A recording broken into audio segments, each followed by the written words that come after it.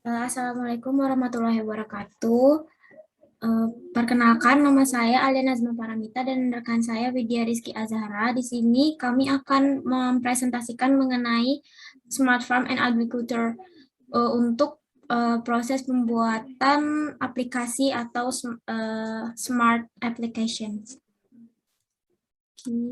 Nah, di sini ada untuk sistem ada beberapa tujuan, elemen, hubungan, dan batasan. Untuk tujuannya sendiri, itu ada mempermudah masyarakat kota dalam mengakses hasil tani dan ternak, dan mempermudah akses jual beli antar kawasan perdesaan dan perkotaan. Lalu untuk elemennya, ada petani, peternak, smartphone, pembeli, dan penjual. Untuk hubungannya itu ada penjual, lalu smart application, lalu ke pembeli, dan berhubungan dengan produk. Lalu untuk batasannya ada informasi mengenai produk dan juga aktivitas jual beli bahan pangan, hasil tani, dan ternak. Selanjutnya terdapat matriks dengan beberapa poin yaitu entity, atribut, aktivitas, dan kejadian. Pada entity terdapat pemilik produk atau penjual dan pembeli. Di atribut terdapat banyaknya permintaan pembelian produk dan pembelian sesuai dengan permintaan pembeli. Di aktivitas terdapat transaksi jual beli melalui smartphone, pembayaran produk online, dan penilaian terhadap produk pada aplikasi. Selanjutnya yang terakhir ada kejadian. Di antaranya itu pemesanan terhadap produk yang akan dibeli dan memberikan komentar terhadap kondisi produk. Oke, dilanjutkan oleh bisnis proses. Itu tujuan dari bisnis proses ini membantu masyarakat kota agar lebih mudah melakukan transaksi atau pembelian terhadap hasil tani atau hewan ternak di pedesaan. Lalu membantu masyarakat pedesaan untuk membeli kebutuhan pupuk, pakan ternak, dan lain-lain, dan juga membuka lowongan pekerjaan bagi masyarakat desa. Di sini ada beberapa prosesnya, yaitu membuka aplikasi, lalu untuk yang belum mendaftar bisa sign in, lalu untuk yang sudah mendaftar bisa login. Lalu ada searching produk, setelah men-search produk bisa pemilihan store produk, lalu membuka informasi terkait produk, biasanya ada di bawah produk tersebut. Lalu ada konfirmasi penjual dan pembeli, setelah itu check out produk, lalu melakukan transaksi, setelah itu pengiriman, dan setelah pengiriman biasanya ada informasi proses jual beli telah terverifikasi. Di sini ada algoritma program. Ya, pada algoritma program terdapat use case diagram yang terdiri dari melalui penjual, maka dilakukan registrasi. Setelah registrasi, maka dilakukan mengupload deskripsi mengenai produk yang akan dijual, yaitu diantaranya kualitas produk, harga ketersediaan, dan lain-lain. Selain itu, ada pun merekap data-data dari para pembeli. Selanjutnya membuat laporan mengenai kebutuhan pembeli dan menyiapkan barangnya. Lalu memberikan produk yang akan dikirimkan kepada pengirim untuk diantar langsung ke pembeli. Dari pihak pembeli, pertama yaitu registrasi, selanjutnya memilih kebutuhan jenis produk, diantaranya yaitu terdiri dari jenis pupuk, jenis bahan pangan, hasil tani, hewan ternak, dan lain-lain. Lalu membeli produk yang telah dipilih, dan yang terakhir yaitu penerimaan pesan atau informasi terkait cara transaksi data pembeli dan biaya yang harus dilengkapi. Hal ini akan langsung mendapatkan informasi kepada penjual. Lalu ada activity diagram. Nah, di sini itu ada penjual, pembeli, dan pengirim. Untuk penjual sendiri, mereka itu menjual produk di aplikasi tersebut, lalu mereka mendapatkan penghasilan setelah pembeli membeli produk. Nah, untuk pembeli sendiri, biasanya mereka setelah membuka aplikasi, mereka bisa mendapatkan informasi produk, lalu memilih atau men-check out produk yang akan mereka beli. Untuk pengirim, setelah pembeli membeli produk, penjual akan mengirimkan produk tersebut kepada pengirim dan pengirim akan mempersiapkannya lalu mengirimkan produk tersebut ke pembeli. Selanjutnya yaitu sequence diagram. Terdapat 5 poin, diantaranya itu pembeli, menu utama, hewan ternak, hasil tani, vitamin, pupuk, dan penjual, serta proses pengolahan produk yang dipilih pembeli, dan transaksi.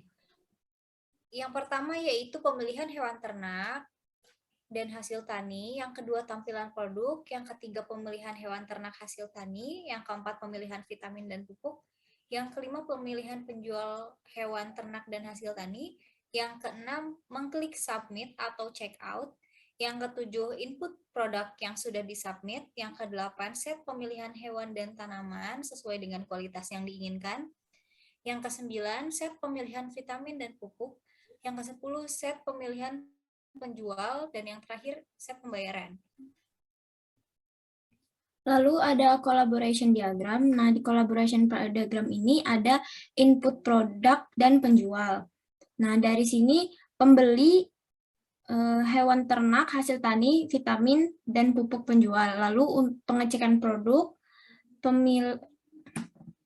pemilihan produk, dan penjual. Lalu setelah itu ada pembelian. Setelah pembelian sudah terverifikasi, maka ada cek pembelian atau set status.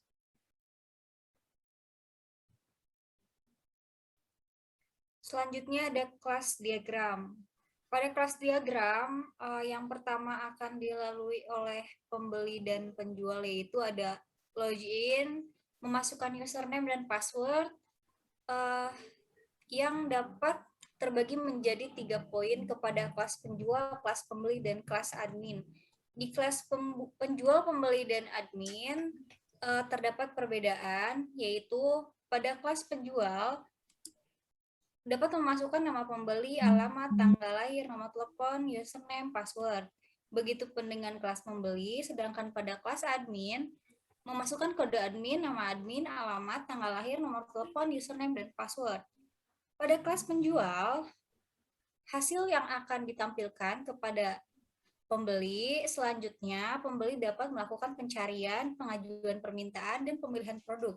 Pada pencarian, pembeli dapat menemukan barang dengan mencari kata kunci, waktu cari, dan tanggal cari. Pada pengajuan permintaan, dapat dilakukan dengan pengajuan permintaan, tip, dan waktu permintaan. Dalam pemilihan produk, dapat melihat harga serta produk dari hewan ternak atau hasil taninya. Di kelas admin, terdapat backup untuk semua informasi yang telah dilakukan oleh penjual maupun pembeli. Di antaranya itu tanggal, waktu, dan seluruh file, serta kode admin.